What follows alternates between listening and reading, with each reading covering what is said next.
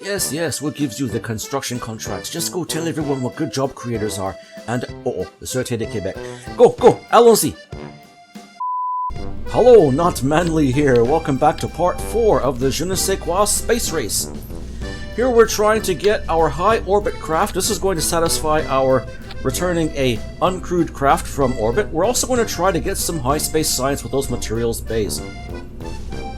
We've recently researched fuel systems, which means we have access to the FLT 800 fuel tank, so hopefully we can get our part count down to below 30 parts again. Take a look at the Kerbal construction time. Now, we've already almost fully built this rocket, but if we replace some parts, we're going to be able to rebuild parts of this without having to rebuild the entire thing. We'll get rid of those 400, there we go, more FLT 800. The launch pad can handle the weight, but the problem is we gotta get our part count down because the vehicle assembly building is not fully reconstructed yet to level 2.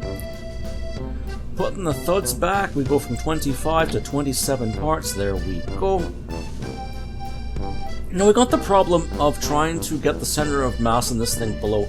We have plenty of delta V to get to high space, but the problem is just having one parachute there is going to throw our center off.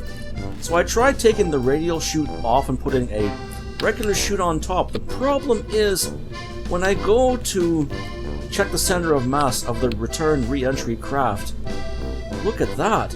The center of mass is way too high. We want it to be able to be much lower. Look at how it shifts when we take this big parachute off.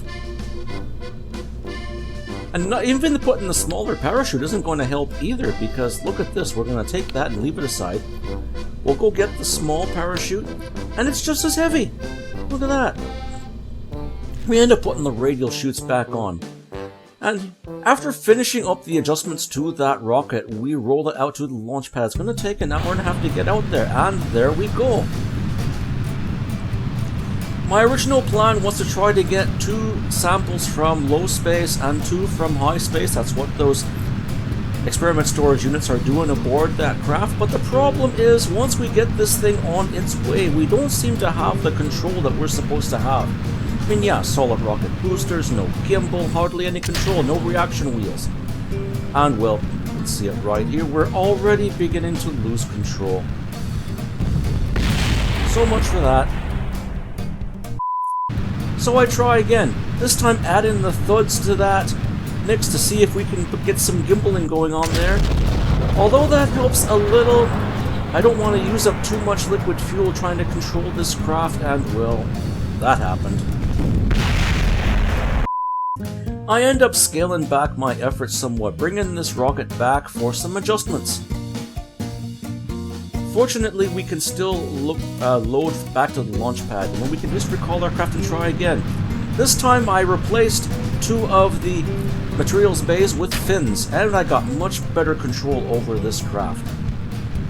So I had to scale back my ambitions a bit. We're going to get 1 sample from low space and 1 sample from high space, and then we'll be able to bring it back. Not only are we going to fulfill the milestone of bringing back an uncrewed craft from orbit, but we're going to get to high orbit and we're going to bring back some high space science.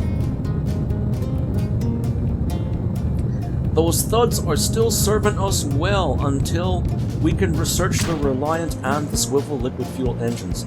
We got that Terrier there still from a test contract. We're almost done researching that rocket node, so we'll be able to use the Terrier for real, but still it's good to have. So we got our low space science, and we are climbing up now to an apoapsis above 800 kilometers. Once we get up there, we'll be able to take our sample and we'll be able to return this craft. And there we go. 799, 800. Let's get our high space science. We don't quite have the vehicle assembly building fully upgraded, but we are getting there. Trying to create jobs for our Kerbals back on the surface.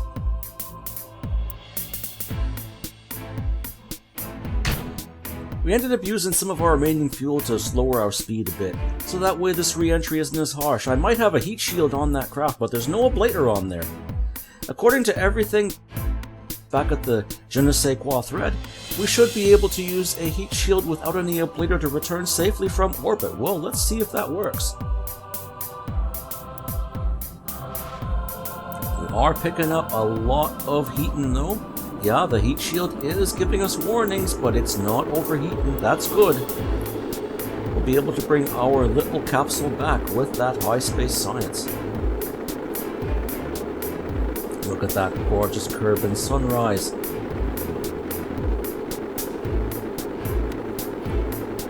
This ended up being pretty good. We didn't have to worry about losing signal as long as I turned SAS off before we lost signal. This craft is aerodynamically stable in one direction, which is all we need. Now that we got signal back, we can control opening up those chutes. And there we go. Up to orbit, back from orbit, which not only fulfills the milestone contract, but also fulfills the story contract of returning from orbit. There we go. We brought back 72 science, giving us a total of 115 science, enough for us to research the next node. There's the story contract, there's the next story contract, and look at that, we've returned to the surface from orbit. And we got our uncrewed milestone. Now we have enough science to research the swivel and reliant liquid fuel engines. We need those. Our next milestone will be a crewed flight up to the upper atmosphere. We've also got a couple other going on here. If we can get a Kerbal to orbit, we can do a spacewalk. We haven't upgraded the astronaut complex yet, but we're almost there. And then we'll be able to do that. In the meantime, we have another uncrewed milestone. That is putting a satellite in polar orbit. We were constructing this craft in the spaceplane hangar alongside all those other activities. Because we've got the spaceplane hangar, we can build rockets in the spaceplane hangar, why not? Still trying to get that test for the Thud liquid fuel engine, but we're not quite there yet. But that's okay, we will have at least one more opportunity to do that test. In the meantime, our polar satellite has hit an apoapsis of 96 kilometers, that should be plenty. We should have more than enough delta V, although we're going to need to fix the inclination, so that might tap into our delta V budget a little bit. I'm going to use the maneuver editor that is included with Kerbal Space Program 1.7.3 because I can get a lot better precision on this. I can tell it when to start the burn, and I can try to adjust these things a little finer like. There we go. Let's see if we can't get to the bare minimum. There we are. That should work. Oh, don't mind that it's red. It will clear up as soon as we leave the atmosphere, just like that. Using up the rest of our Thud stage and going onto those Twitch liquid fuel engines. This is just like the first satellite we put up. The only difference is this is in a polar orbit. Costs a little more in delta V because we are fighting Kerbin's rotation, but that's okay. We had just enough to get up to orbit.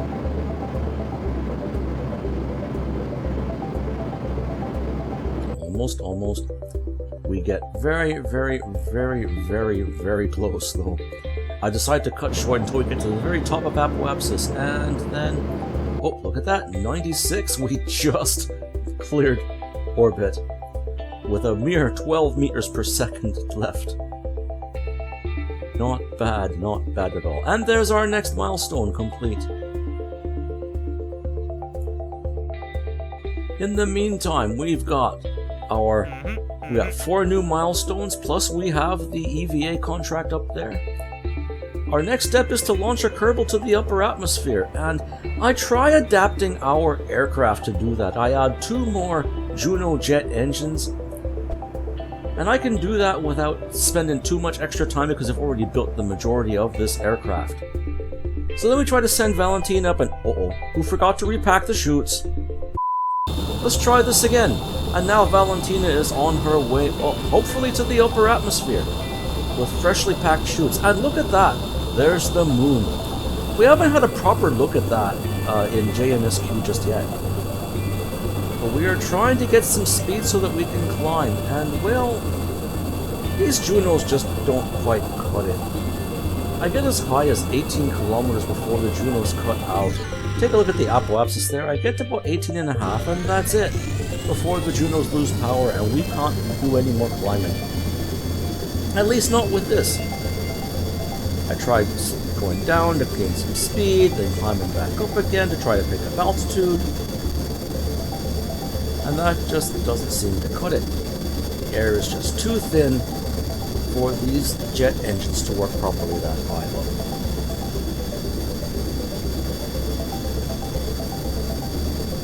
But hey, there's nothing wrong with giving it a try. We can always take this craft back to the runway and then try another fix to try to get this thing higher up.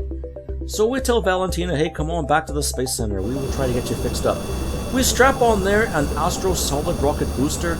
All we gotta do is just strap it to the side there, as long as the thrust lines up with the center of mass of the craft. So we figure we'll get as high as we can on the Junos. I got it down to 3 Junos now. And we'll see if we can get this thing up to the upper atmosphere as it is. And there's another gorgeous shot of the moon. Never really had a proper chance to look at the moon. It seems so tiny from this viewpoint. I tried zooming in, but I just wouldn't get it. And those gorgeous sunset clouds. I end up drifting very, very far east, and here I am on the edge, and there goes that solid rocket booster. This is like the 4th or 5th or 6th time I attempted this, and I just could not get it. I came ever so close. If you take a look at the apoapsis indicator, I get to 20.5, and I'm trying to use those wings to climb 20.4, 20.5, 20.6. My goodness. Just could not quite make it. And we ended up getting to 20.7 before having to fall back down. A mere 300 meters short. But hey, look at that. The island airfield is just right up there. I didn't realize I'd flown so far east.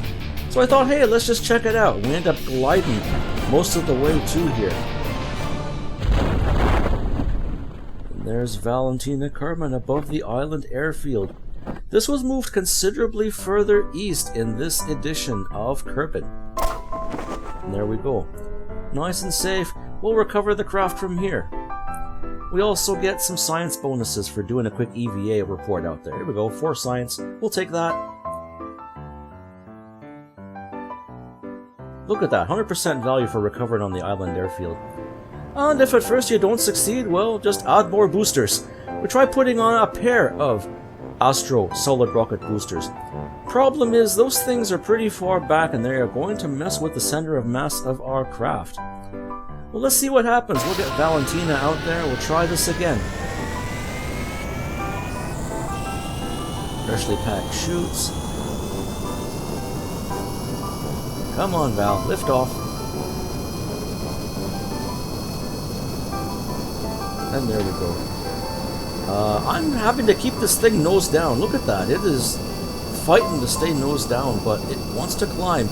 It wants to soar to the sky, but it just does not have the power. Too much mass in the rear of the craft. Not going to work. I quickly change my staging and I fire those chutes. Come on, Val. Get back home safe. We'll try this again later.